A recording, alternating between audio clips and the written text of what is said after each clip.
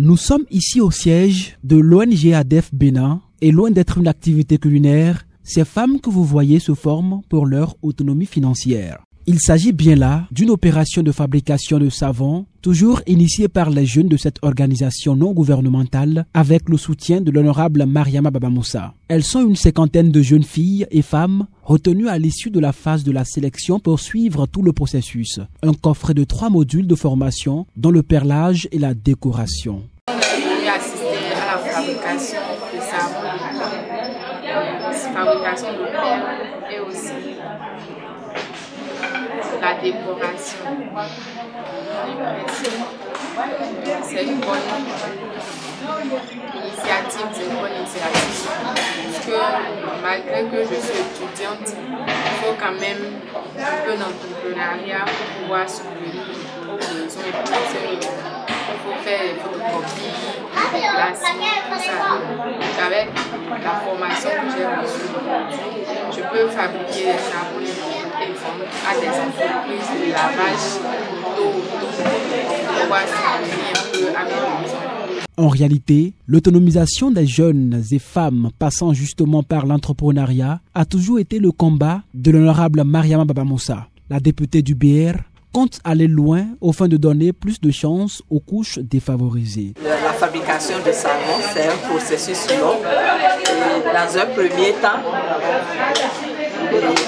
la cinquantaine de femmes qui est arrivée a participé à tout le processus. Donc on a fait ensemble. Ensuite, nous avons réparti en 2 groupes. Les 2 groupes ont procédé à la fabrication. Et puis tous les groupes sont premiers. On s'est vraiment amusé. L'autonomisation des filles et des femmes. L'autonomisation des filles et la promotion des jeunes est fondamentale parce que cette couche représente 70% de la population et dont 52% constituent des filles et des femmes. Donc, quelle politique de développement on peut faire sans cette couche? C'est pourquoi nous, on s'est dit, on focalise tout ce que nous avons à faire sur cette couche. À quelques 5 km de ces femmes se trouvent plus de 300 joueurs de boules sur l'aire aménagée de la place Idi, située dans le 3e arrondissement. Ils sont répartis en 100 triplettes ou équipes.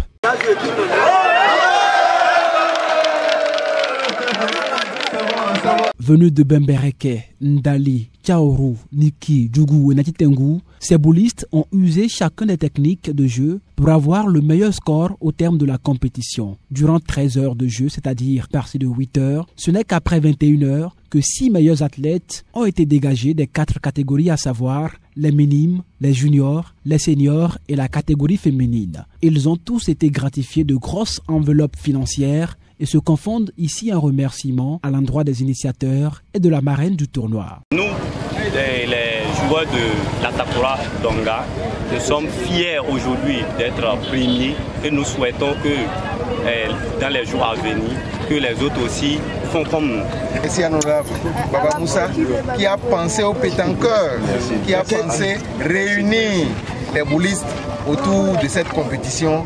C'est également l'occasion de dire merci à tous les joueurs qui ont participé. Cette édition du tournoi de pétanque a connu un succès éclatant grâce à la synergie des actions entre les initiateurs et les responsables de la Ligue professionnelle de pétanque du Borgou. Ceci sans oublier l'ex-maire de Parakou, Charles Toko, qui a d'ailleurs honoré l'événement par sa présence aux côtés de l'élu du peuple. Ému par le talent et le professionnalisme dont les boulistes ont fait montre, en l'occurrence les femmes et les juniors qui ont séduit le public, l'Amazone de la 8e circonscription électorale s'engage pour les prochaines éditions. C'est pour la première fois que j'ai assisté à une finale. Ça a commencé le matin. Bon, je croyais que c'est quelque chose de simple, mais ça a duré. Ça m'a permis de comprendre ce que c'est que la pétanque et que mon amour pour ce jeu augmente. Et puis, c'est les 4 départements du Nord qui ont participé. Et curieusement, ce sont, comme on dit, les époux qui ont remporté la victoire.